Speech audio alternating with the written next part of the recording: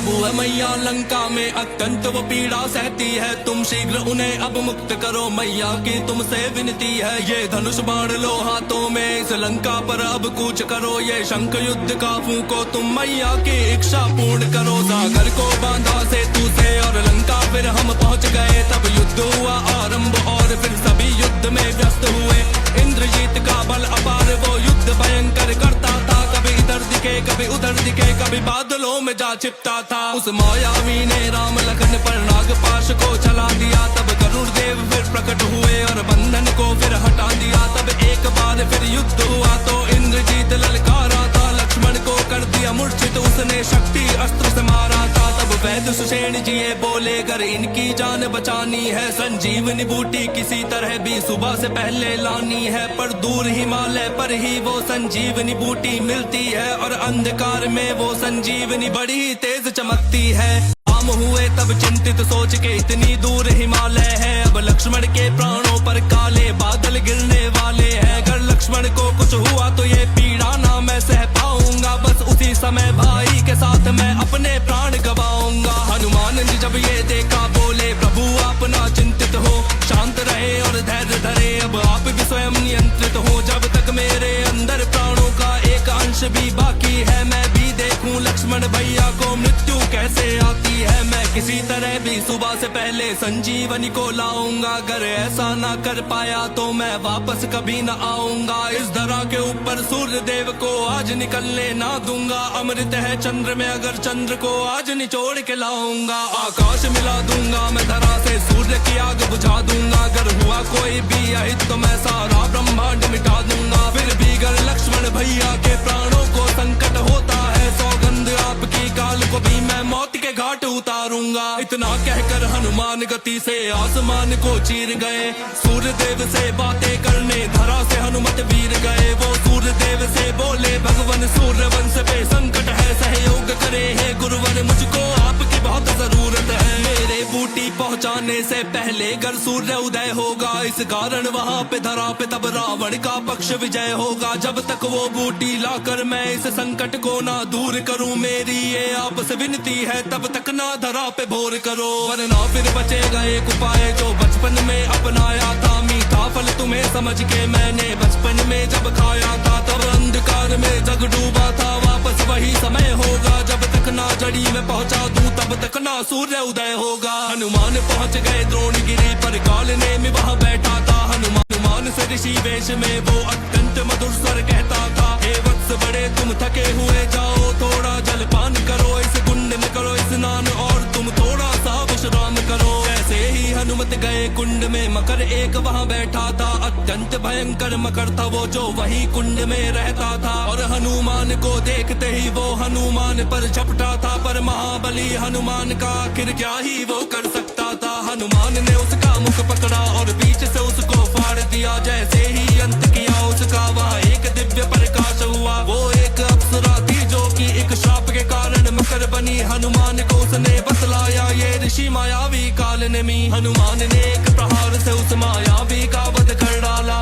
समय व्यर्थ ना करा और उसके प्राणों को हर डाला। पहचानने में उस जड़ी बूटी को हनुमान को दुविधा थी, कालनेमी की माया से वहाँ हर एक जड़ी प्रकाशित थी। हनुमान से ऋषि वेश में वो अत्यंत मधुर स्वर कहता था, हे वत्स बड़े तुम थके हुए जाओ, थोड़ा जलपान करो, इस कुंड में करो स्नान और तुम थोड़ा सा विश्राम करो। ऐसे ही हनुमत गए कुंड में, मकर एक वहाँ बैठा था, अत्यंत भयंकर मकर था वो जो वही कुंड में रहता था। और हनुमान को देखते ही वो हनुमान पर झपटा था, पर महाबली हनुमान का आखिर क्या ही वो कर सकता था। हनुमान ने उसका मुख पकड़ा और बीच से उसको फाड़ दिया, जैसे ही अंत किया उसका वहाँ एक दिव्य प्रकाश हुआ। वो एक अप्सरा थी जो कि एक शाप के कारण मकर बनी, हनुमान को उसने बतलाया ये ऋषि मायावी कालनेमी। हनुमान ने एक प्रहार से उस मायावी का वध कर डाला, समय व्यर्थ ना करा और उसके प्राणों को हर डाला। पहचानने में उस जड़ी बूटी को हनुमान को दुविधा थी,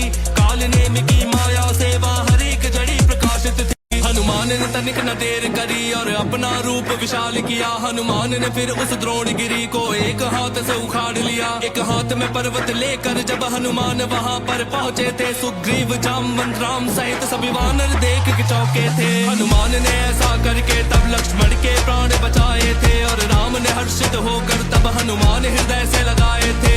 युद्ध से पहले इंद्रजीत एक दिव्य यज्ञ जब करता था, पूरे ब्रह्मांड में नहीं कोई उसको परास्त कर सकता था। हनुमान ने लक्ष्मण के संग मिलकर उसके यज्ञ को भंग किया। उसके ही बाद में लक्ष्मण ने फिर इंद्रजीत का अंत किया।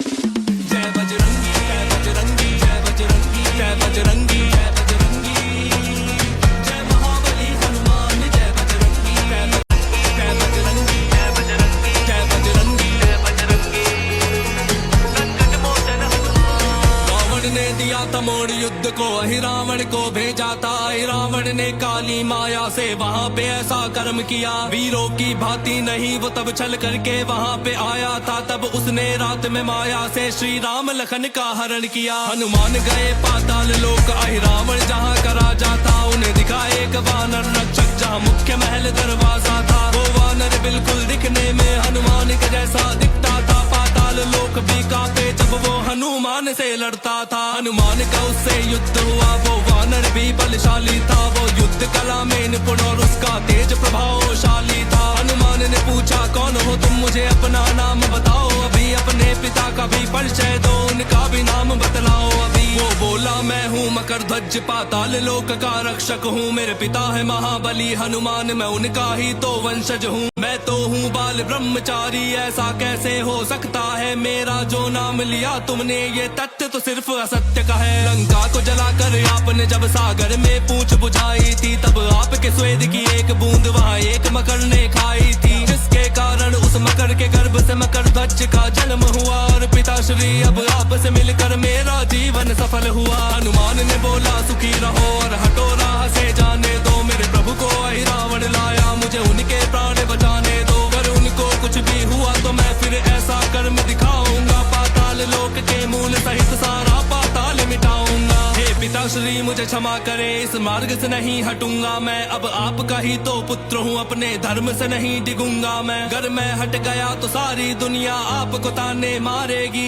मार्ग छोड़ के आपके नाम को धूमिल नहीं करूंगा मैं। हनुमान ने उससे युद्ध किया और वहीं बांध कर छोड़ दिया। उस महल का था जो मुख्य द्वार, हनुमान ने उसको तोड़ दिया। अहि रावण का जीवन था जो वो 5 दियों में बसता था और सभी दिए वो अलग अलग कर अलग दिशाओं में रखता था। जो 5 दियों को एक साथ में एक समय पे बुझाएगा, बस वही व्यक्ति है जो उस अहि रावण का वध कर पाएगा। पंचमुखी तब धरा रूप और दुनिया को ये दिखा दिया और एक साथ में एक समय पर सभी दियों को बुझा दिया। तब हनुमान देवी का रूप लेकर वहाँ पे थे खड़े हुए, उनके समक्ष ही मूर्छा में तब राम लखन भी पड़े हुए। वो मायावी उस मंदिर में तलवार साथ में लाए। हनुमान देवी का रूप लेकर वहाँ पे थे खड़े हुए, उनके समक्ष ही मूर्छा में तब राम लखन भी पड़े हुए। वो मायावी उस मंदिर में तलवार साथ में लाया था।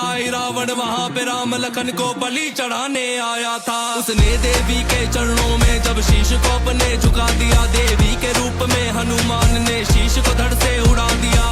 रावण वध के बाद में मैंने राम लखन को जगा दिया। श्री राम ने फिर पाताल का राजा मकरध्वज को बना दिया। तुम राक्षस कंपन देवान तक जाने कितने राक्षस मारे थे। जब संकट में थे सब हनुमत तुम संकट हरने वाले थे। जब राम लखन को मूर्छा थी तुमने ही प्राण उबारे थे। जब कोई सहारा नहीं किसी का तुम ही एक सहारे थे। युद्ध जीत पुष्पक विमान से प्रभु राम जब वापस लौटे, वहाँ अयोध्या में पहुँचे तो देखे दृश्य भी बड़े अनोखे। सभी अयोध्या वासियों ने तब मिलकर दीप जलाए थे। श्री राम के राज तिलक में वहाँ पे सभी मित्र गण आए थे। बस उसी सभा में हनुमान को माता ने एक माला दी, बहुमूल्य मोतियों की माला की। हनुमान ने परख करी, तोड़ के माला एक एक कण मोतियों को वो फेंक रहे और राम सिया की छवि को वो उन मोतियों में थे ढूंढ रहे। सभी ने बोला हनुमत ये उपहार है माता सीता का, ऐसे कर करना चाहते हो अपमान क्या माता सीता का। तब बोले हनुमत जिसमें भी मेरे प्रभु राम की छवि नहीं हो, कितनी भी अनमोल वस्तु वो मेरे लिए तो कुछ भी नहीं। तब हनुमान